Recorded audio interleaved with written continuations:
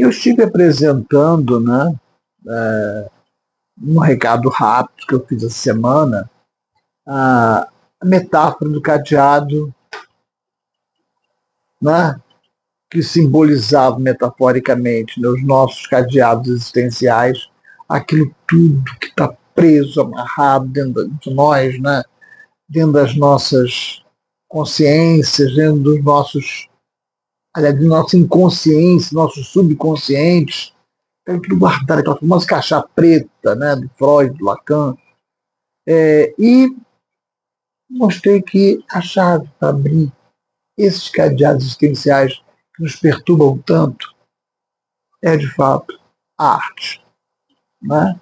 E eu quero retomar isso, eu quero começar dali, a partir dessa discussão que eu lancei nesse vídeo bem curtinho, né, que rodou aí esse final dessa semana.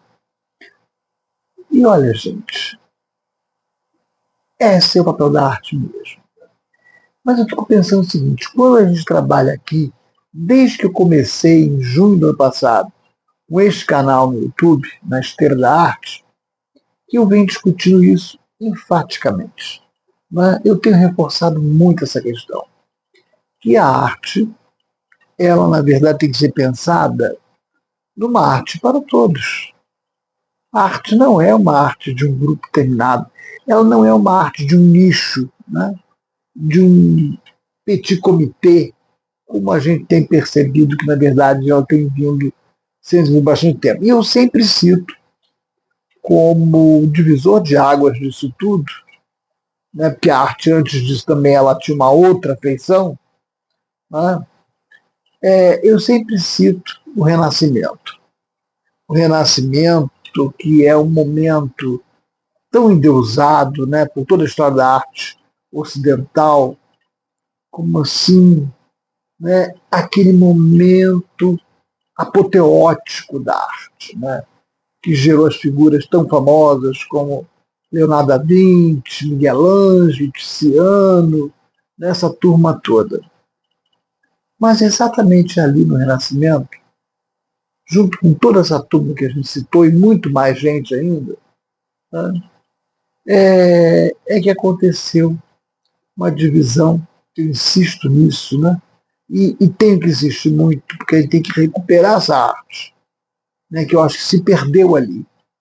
Né? Eles criaram uma coisa terrível que chamaram de belas artes. Tá? De belas artes significava o quê? Eram artes, né, intelectualizadas, artes que eram pensadas antes para acontecer e que por isso se afastavam das artes populares. E as artes populares acabou se transformando ao longo da história no que a gente conhece hoje como artesanato.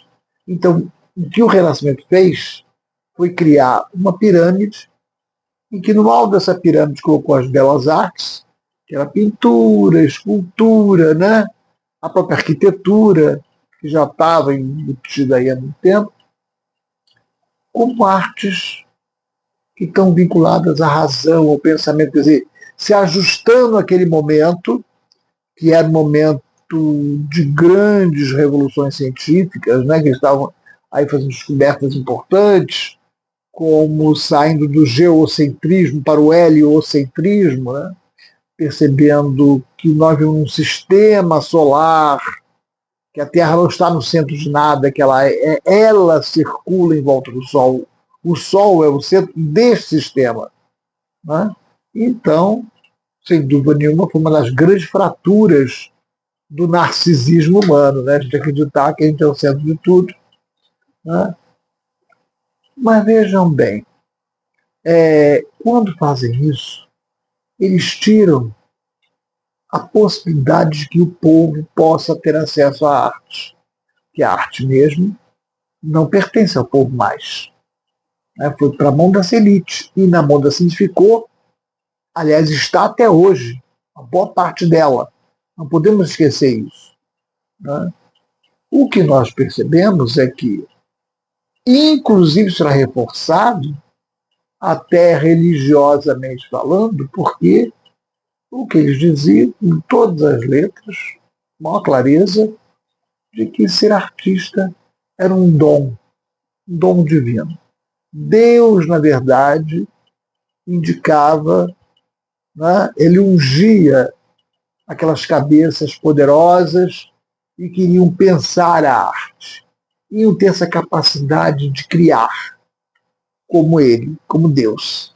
Né? Então, como a criação é uma coisa muito divina, ele vai selecionar aqueles que podem fazer como ele, né? E também criarem. Né? E a arte é um processo de expressão, um processo de criação de fato.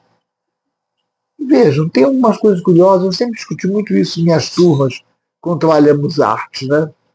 Que as pessoas, em geral, as pessoas comuns, né? Nós, digamos assim, nós, pessoas do povo, né? Temos muita, sempre tivemos muita dificuldade em dizer eu sou artista. Por quê, né, gente? Está parando para pensar nisso? Por que, que a gente tem um certo incômodo em dizer que somos artistas, né? Em assumir essa capacidade, essa potência criadora, né? Que não é um dom, bem claro, esse foi uma das grandes, né, um dos grandes problemas criados pelo Renascimento, fazer acreditar nisso, que era um grupo seleto, eleito por Deus, que poderia ter essa competência para, de fato, né, criar arte, produzir arte. Então, esse para mim é o ponto básico inicial. Nós temos, eu penso que hoje em dia tem toda uma série de movimentos, você olha na própria internet, você vê um número grande de pessoas, né, discutindo exatamente isso, discutindo o quanto que a arte é de todos. Né? Quando eu falei sobre o carnaval, né, eu fiz questão de falar, foi meu último vídeo, em plena segunda-feira de carnaval, vocês lembram? Eu quis mostrar como o carnaval ele é um fato histórico, um fato social, um fato cultural, que faz exatamente isso, né? Ele abre uma grande fechadura que veio lá desde o Renascimento, né? E coloca a arte na mão das pessoas, essa arte coletiva, essa arte anônima, né? De costureiros, de ceramistas, né? De escultores de toda ordem, né? De toda aquela parafernália maravilhosa que as escolas nos apresentam. Né? E não é só, eu penso na Sapucaí, sim, nós falamos da Sapucaí, mas não é só. Né? Quando você vê até o carnaval de rua, ele tem uma criatividade intensa, né? O quanto a gente às vezes olha, a gente como foi criativo, né? Aquele bloco, aquela pessoa que estava ali, né? Ao criar certa fantasia, e o que estava envolvido em torno da criação daquela fantasia, né? Em que aquela pessoa está se transformando, essa magia toda que o carnaval nos permite. Só que eu fico pensando, e por isso é que eu insisti, que eu terminei o vídeo colocando uma frase sobre isso, que nós deveríamos criar uma pedagogia, e eu completaria agora, uma pedagogia Ubuntu do carnaval. Porque o carnaval é profundamente Ubuntu, mesmo que não se diga Ubuntu, mas ele é. Né? Porque você percebe nas atitudes de todas aquelas pessoas, né, umas com as outras, né, o quanto cada um se sente parte daquele todo. Eu sou porque nós somos, né, essa é a base do próprio Ubuntu. Então, eu fico pensando exatamente como que a gente, uma pedagogia, né, a gente, desde muito cedo na escola, mostrar para as crianças que elas são criativas e que elas têm um potencial artístico muito grande e que devem explorar esse potencial artístico. Esse potencial artístico, ele não tem dono. Vamos deixar claro isso. Né? Não são as pessoas que têm uma renda alta, que na verdade possuem controle sobre essa criação, sobre essa criatividade. Nada disso. Quando você vê o carnaval, você percebe claramente isso. Né? Olha bem, né? A ampla maioria das escolas são todas de periferia, ou de bairros, ou de cidades, né? Da Baixada Fluminense, da Baixada de Niterói. Né? São pessoas que, na verdade, vivem em comunidades mais pobres e com essa capacidade maravilhosa de criação. Então, eu penso que a gente tem que recuperar esta chave de novo. Ela tem que vir para a nossa mão. Nós temos que ter o controle sobre a arte. A arte não pertence a um grupo pequeno. A arte pertence a todos. E tem que ter uma consciência clara disso. Muito clara. Perceber o quanto que a arte, na verdade, ela até nos redime, né, como seres humanos, faz com que a gente renove, né, a nossa vida, as nossas esperanças, as nossas formas de encarar o mundo, os nossos cadeados existenciais, né, abri-los todos, né, para que a gente consiga, porque com um monte de cadeado existencial, todos fechados, fica muito difícil enxergar o que está à nossa volta. Concorda? Então a arte nos permite isso. Né? Nos permite essa abertura para que, mas para isso é necessário que a arte não se prenda a um grupo determinado. Não. Tem que ter essa percepção de que todos nós temos potencial para sermos artistas. Que artista não é um ou outro. Né? Em todos os sentidos, a arte no teatro, no cinema, nas artes plásticas, na música, em qualquer setor da arte. Qualquer um de nós pode muito bem desenvolver belíssimos trabalhos criativos, né? Porque ninguém precisa ter um dom como o Renascimento tentou fazer e conseguiu, né?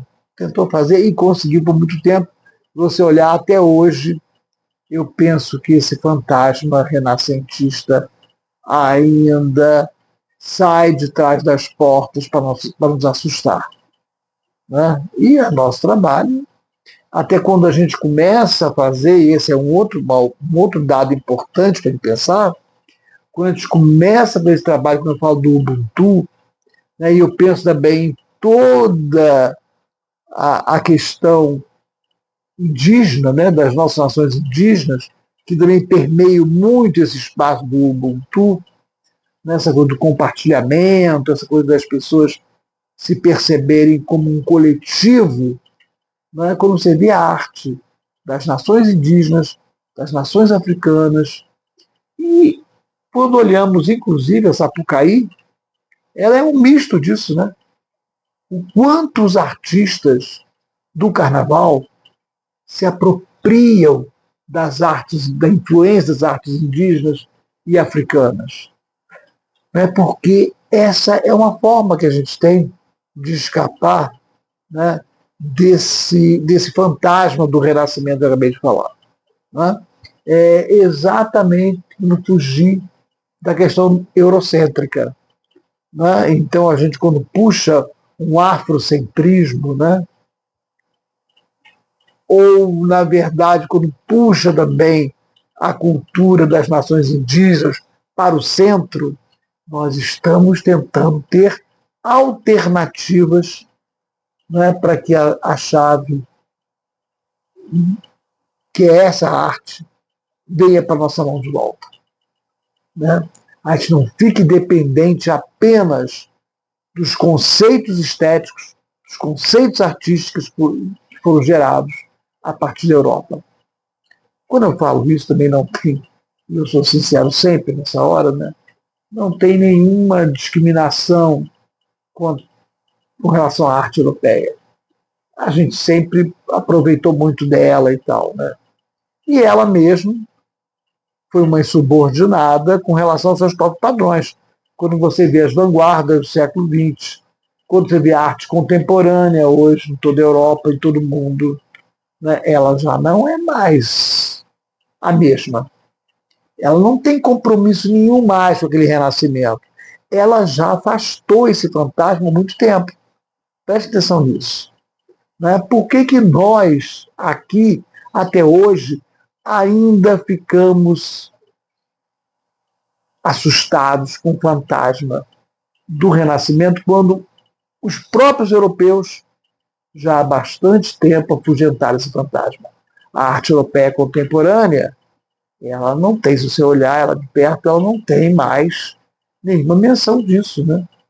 Ela saiu fora desse espaço propriamente renascentista. Né? Hoje em dia eles acreditam em outras formas, né? Ou seja, já perceberam também que a chave, né, que nós chamamos de arte não é aquela que ficou lá na história do passado. Não. Hoje, a chave que a gente chama de arte, ela é uma chave capaz de abrir qualquer cadeado existencial. E ela é uma chave que está nas nossas mãos. Né? E nós precisamos ter essa chave nas nossas mãos, para que a gente tenha, claro, o mundo à nossa volta. A gente tome consciência desse mundo. Né? E conforme, né, os artistas, os poetas, compositores, eles falam muito, né? A gente tem que deixar o coração falar mais alto que a razão. Isso é um dado muito fundamental. Né? A gente tem que deixar. Tem que abrir o coração, porque esta chave, ela também funciona melhor quando o coração está à frente. Quando o coração nos diz o caminho que a gente deve seguir. Né? E a própria razão, acredito, funciona muito melhor quando ela está aliada ao coração, quando ela se percebe. Isso até indo para a Europa, né, e você pensar numa figura, né, que é simbólica para todo o pensamento europeu, como Kant, Immanuel Kant, ele deixou claro isso, né, o quanto que a arte ela era imprescindível para que o pensamento científico, o pensamento racional pudesse acontecer. Porque se pensarmos bem, se a gente olhar de perto, né, e pensarmos exclusivamente no que é chamado de metodologia científica, muito boa, né, porque você tem um conjunto de regras que você vai seguir para você poder fazer o seu trabalho da forma mais precisa possível. Né? E realmente, ao final, você tem um projeto, uma tese, né, uma dissertação que seja realmente respeitada no meio acadêmico.